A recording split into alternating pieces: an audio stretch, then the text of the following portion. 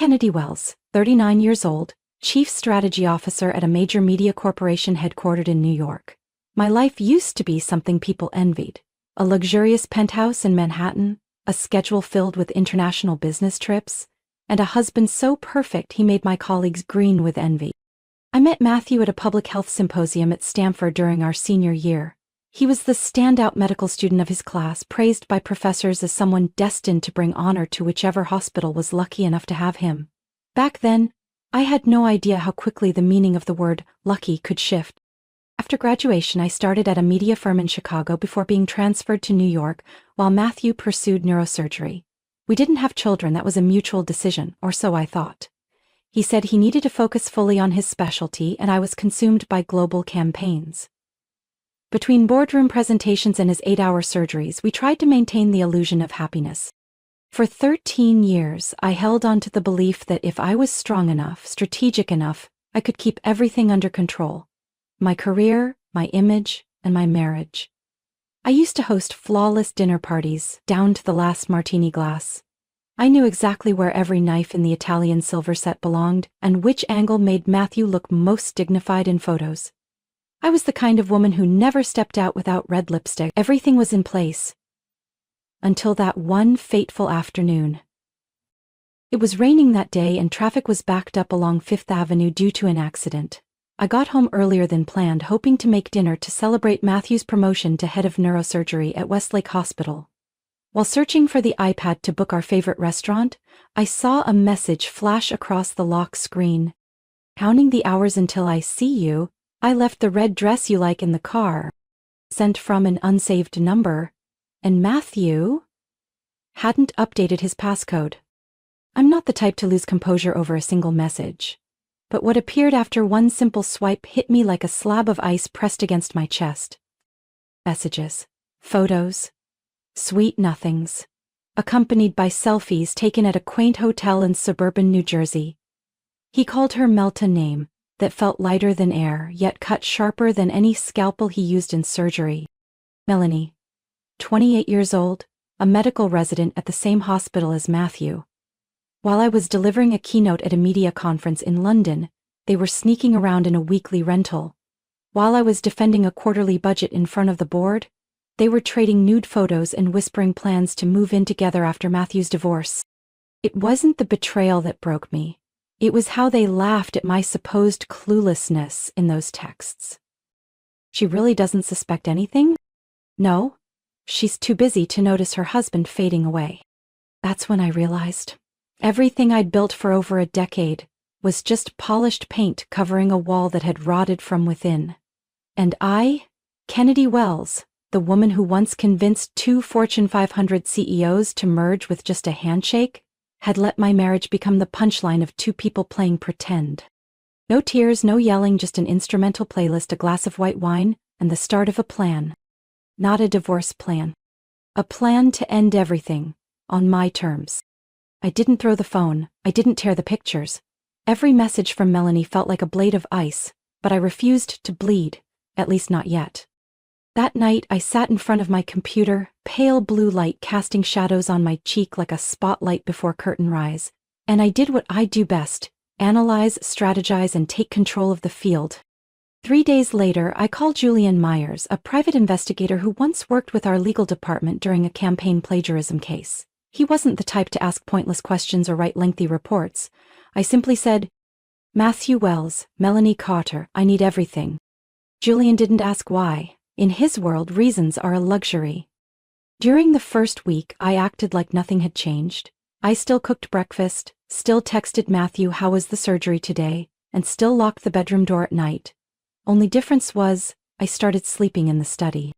By week 2, Julian sent over the first video. Matthew leaving the hospital parking lot, picking up Melanie at the pharmacy corner. She climbed into the passenger seat like it was routine. They had no idea the small camera mounted to the traffic light had recorded them kissing before the Range Rover pulled away. I saved that clip in a folder titled Winter Rain, a cold name for a feeling that had long since frozen inside me. The following month brought a storm of information. Julian's team traced a 2-bedroom apartment in the Upper East Side, registered to a shell company. That company Was incorporated by Matthew last year, around the time he started traveling more. Hotel bills. Badge scan logs from the hospital. Oddly overlapping shift schedules. Everything started fitting together like a puzzle only I could solve. But what I didn't expect was what I found in the thick file Julian dropped off. Thicker than any media contract I'd handled in 17 years. Inside was a series of insurance claims for neurosurgical procedures Matthew had performed himself. Patient names, surgery dates, preliminary diagnoses, billing details, all accounted for, but several cases showed signs of being medically unnecessary. Julian said, bluntly. At least 3 patients claimed they were pressured into surgery, or didn't fully understand the medical indication. One even filed a complaint, but it got buried by the hospital. I could barely breathe reading that. Matthew hadn't just betrayed me. He might have been gambling with patients' health for surgical metrics and bonuses from pharma reps. And Melanie? Julian showed me internal hospital system logs. Melanie had used Matthew's login to access patient records, something residents are not permitted to do unless they're directly involved in care. She'd even printed confidential documents from the hospital's server, some directly tied to those questionable surgeries. I folded the file shut, my hand resting next to a white porcelain mug that read, "Wells Stronger Together, a 10th anniversary gift." A cruel irony. But I didn't cry. I just stared at the faded slogan, then typed the first line into a new document on my laptop. Dismantle everything they secretly built, without leaving a single scratch on my own reputation. The plan began taking shape clearly. I wasn't going to stage a jealous outburst. I wasn't going to destroy their careers with a single explosive move. I would peel back each layer of deception, every unethical act, every shady dollar, and assemble it all into one airtight file. No accusations needed. The truth was destructive enough. What I needed was time, and time they were handing to me freely, with every stolen meeting, every secret touch, every lie Matthew told, never realizing I was documenting everything. I chose a Friday evening, the day Matthew always claimed to be on night shift. I knew he had no scheduled surgeries, and I knew Melanie would be free. They had planned to have dinner at the secret apartment, but this time I changed the venue. "Melanie, I know everything, and I'd like to invite you to dinner, at my home, with Matthew." I sent the message short and direct. 10 minutes later, the typing dots appeared on the screen, then vanished. No reply. But I knew she would come. Women like Melanie don't miss the chance to confront, especially when they think they're winning. I began preparing early that morning. Not the food, but the atmosphere. Everything had to be staged perfectly, like a final act in a play. Warm golden lighting, a soft jasmine scent in the air. Every photo frame straightened, especially the wedding portrait centered on the bookshelf, the one Matthew once asked me to put away for neatness. I wore a classic sapphire silk dress, cinched at the waist, modest and elegant. A gift he gave me 5 years ago with the words, "You look like a symphony in that." But tonight, I wasn't the musician, I was the composer. And this would be the final movement. In the small clutch bag beside my chair was a USB drive containing all the evidence. Videos, photos, financial records, hospital access logs, and everything Julian had quietly collected over the past 2 months. I had also prepared a slide presentation linked to the hidden projection system behind the large mirror in the dining room, a feature Matthew never paid attention to when we renovated the house. The doorbell rang at 6:57 p.m. I glanced at my phone screen, showing the front door camera feed. Melanie Carter, 28 years old, blonde hair loose, a deep burgundy dress hugging her frame. Heavier makeup than usual, but she couldn't hide the nervous flicker in her eyes. I opened the door with a smile. "Melanie, right on time." She froze for half a second upon seeing me, or perhaps upon seeing the wedding photo behind me. Then she stepped in like someone accepting an invitation to a negotiation. She was wrong. This was the final performance. Matthew arrived 15 minutes later, a leather bag slung loosely over his shoulder. His eyes went first to Melanie, then to me. In that moment I saw the spark of fear begin, and he realized he was no longer in control. "You planned a dinner?" he asked, trying to steady his voice.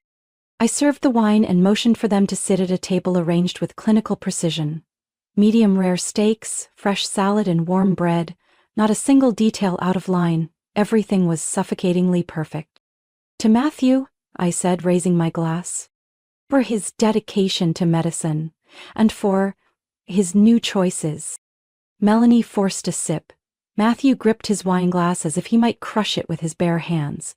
I watched every reaction, the diverted gazes, the trembling hands, the shallow breaths. Every beat was expected, calculated.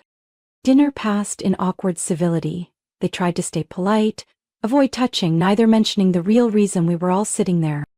Until I set my knife down, dabbed my mouth with a white napkin and said calmly, "I have a special dessert, but first, I'd like to share some interesting visuals." Beneath the napkin, the remote waited. A single press, and the mirror flickered into a screen. The first image appeared. Matthew and Melanie kissing in his car, 12 months ago, in front of the Magnolia Inn. Melanie dropped her glass. Matthew sprang up. "What the hell?" "Sit down, Matthew," I interrupted, my tone still as calm as a quarterly briefing. I clicked again. The secret apartment lease. A video of Melanie using Matthew's badge to print medical records. A slide analyzing the rate of medically unnecessary surgeries Matthew had performed. Each piece of evidence was a surgical strike. No blood but no healing either. Finally, I opened the last file, resolutions.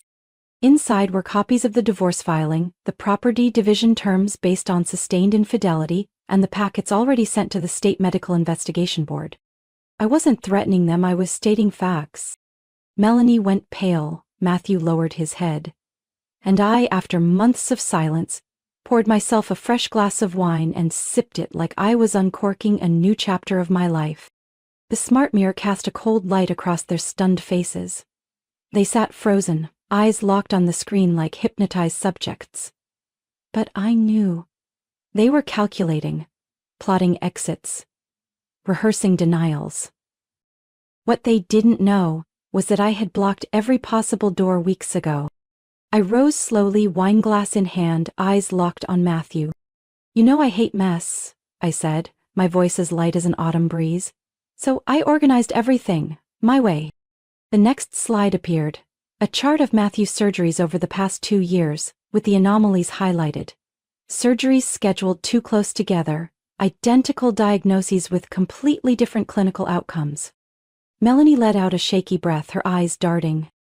"I sent this chart to an independent medical consultant," I said, walking slowly toward the table. She confirmed at least 7 surgeries were unnecessary, and in 4 of them the patients suffered long-term complications. I pressed the button, medical records appeared on screen. These were real people, with names, faces, families. Not numbers. Not props for Matthew to inflate his professional stats. "And here's my favorite part," I said, clicking to the next slide. Photos of Matthew accepting envelopes from a pharmaceutical rep in the lobby of the Fairmont Hotel on 3 separate nights. "They called it clinical research support," I said with a cold smile. "I call it bribery." Matthew said nothing, his fingers clenched around the chair, knuckles bone white. Melanie, in contrast, began to panic for real. She lunged toward the table. "You're making this up, you don't have any legal proof." I raised an eyebrow. "Oh, I do, and more than that." From my purse, I pulled out 2 envelopes, one thick, one thinner, but no less important. I placed the thicker one in front of Matthew. "Divorce papers," I said. "Signed, notarized, and filed this morning. I'm keeping this apartment, the Aspen vacation house, both vehicles, and 60% of the assets I proved were earned through my own labor. And this one?" I placed the smaller envelope in front of Melanie. "Your temporary resignation from Westlake Hospital, along with the HR acceptance letter. If you don't sign tonight, I'll forward the full report of your unauthorized patient record access to the National Ethics Board." She shot up from her seat. "You can't force me, I didn't do anything wrong." I looked her in the eye. "You used Matthew's login to access records for 3 patients outside your assigned care. I have system logs, I have screenshots, I even have video from the internal security camera you didn't know was tracking internal access." Melanie trembled. She turned to Matthew. "You told me I was safe." Matthew no longer looked like the top-peer neurosurgeon. His head dropped, no defense left to give. I stood without another word and tapped a button on my phone. Within seconds, both their phones began buzzing non-stop, messages, alerts, emails from anonymous sources. Files had been sent to the state medical board, insurance companies, and a group of independent medical journalists. I checked my watch. In about 12 minutes, I said, Dr. Kristen Layton will receive the full dossier on Matthew from me. And she's not someone who delays escalation. Matthew stepped forward, his eyes wild. Kennedy, can we talk? Just us. 13 years can't end like this. I tilted my head. It's not ending like this, Matthew. I walked over to the wine bar, poured another glass, and set it beside my laptop. It's ending exactly the way you planned it. The only difference is, this time, I'm the one who planned it. Melanie looked like she might collapse. She slumped into a chair, hand covering her mouth, eyes wide with disbelief. I returned to my chair, sipped quietly, and set the glass beside the open laptop. On the screen behind me, the final slide of the presentation remained, a list of every violation from Matthew's surgeries, and an image of Melanie sneaking printed files from the hospital terminal. I reopened my phone. One touch activated the full system I had pre-programmed. Within 3 seconds, both Matthew's and Melanie's phones buzzed violently. Messages, emails, banking alerts, a flood of notifications lit up their screens. The glow highlighted Matthew's pale face. Primary account frozen due to a federal investigation. Credit card deactivated by issuing bank. Request for full transaction history over the past 24 months. Melanie lunged for her phone, swiping frantically through the alerts, but the more she read, the paler she became. No! This can't be happening, she stammered.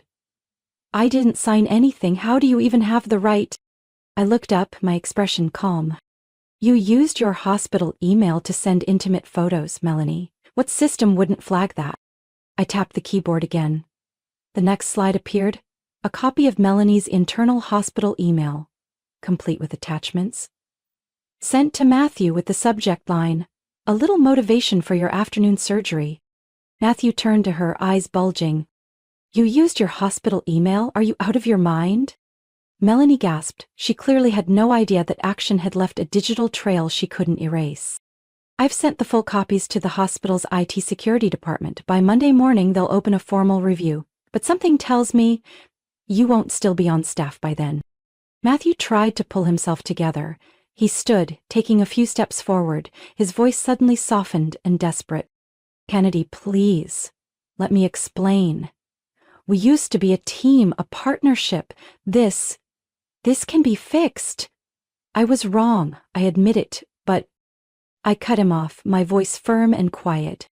You didn't just wrong me. You deceived patients, manipulated records, took illegal money, and risked human lives to boost your performance stats. This isn't about us anymore. This is a crime. His jaw clenched, but I wasn't done yet. I picked up the remote and pressed the final button. A video from a hidden camera in Matthew's hospital office appeared on the screen. The footage clearly showed him accepting a thick envelope from a man in a suit, wearing a name badge from Harmony RX.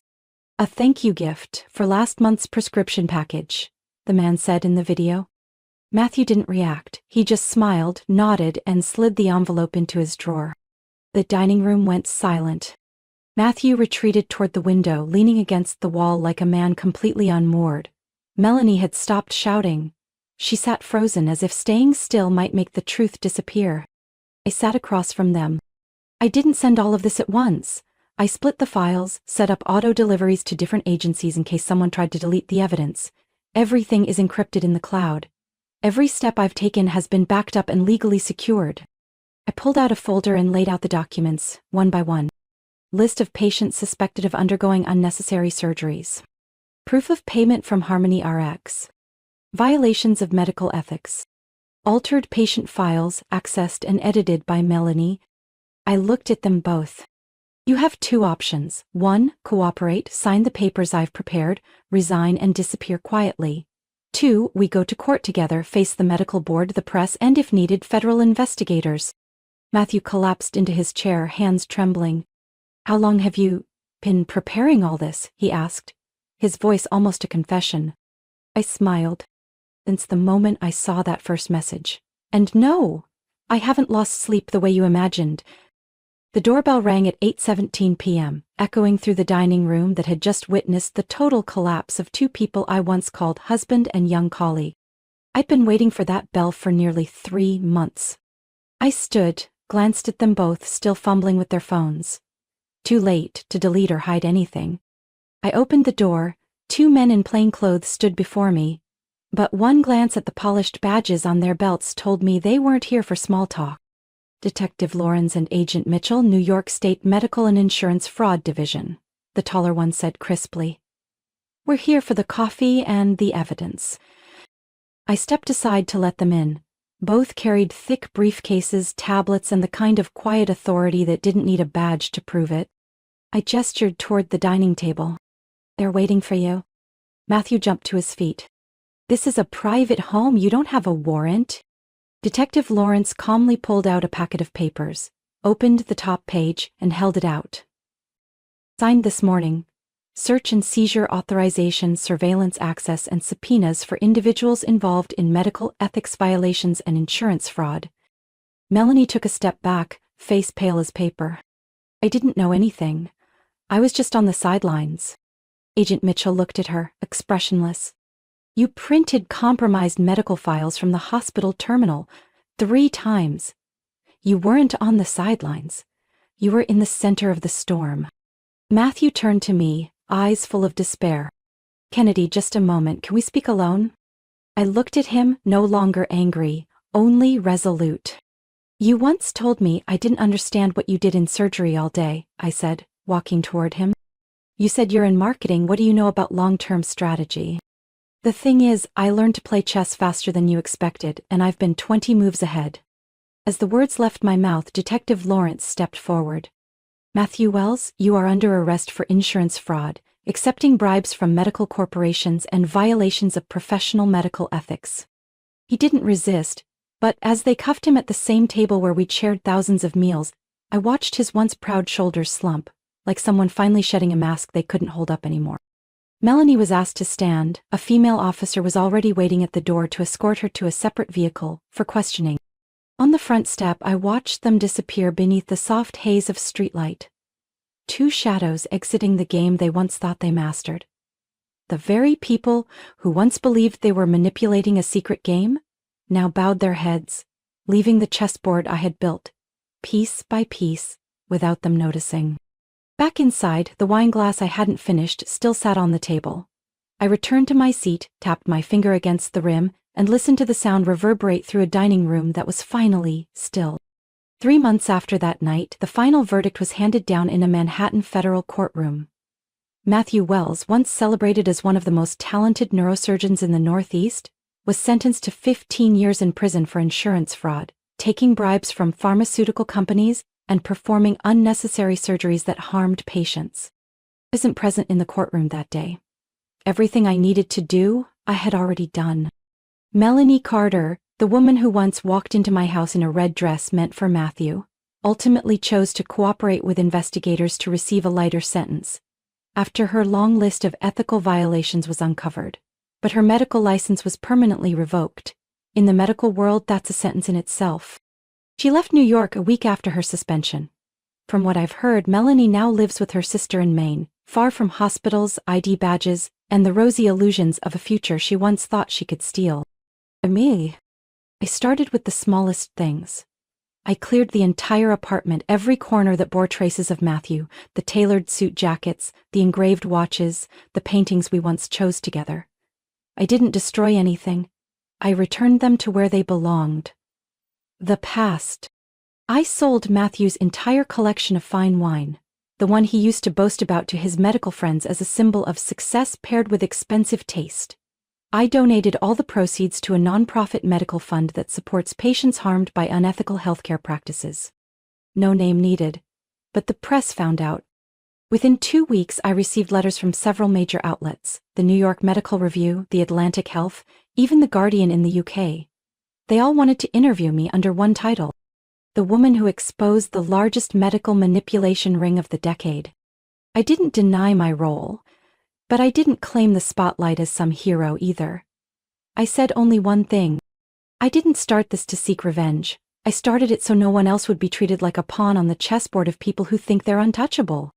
I returned to work at the media corporation, but in a new role, strategic and ethical communications advisor. The offer came directly from the CEO after she read the Washington Post article about me. Kennedy, after everything, I believe no one understands the real value of trust better than you, she wrote in her email. I didn't just accept, I began rewriting the entire internal evaluation system. I still live in the same apartment, the one that once held peaceful mornings and nearly shattered nights. But now, I've changed the curtains, planted a row of lavender along the balcony, and hung a new oil painting in the living room. A single winding road through rocky hills and pine trees. No destination, no signs. A painting that doesn't need explaining. One Sunday morning I brewed coffee, opened the window and stood there for a long time. The city was still noisy, still moving like always, but inside me, no one else was living on borrowed space anymore.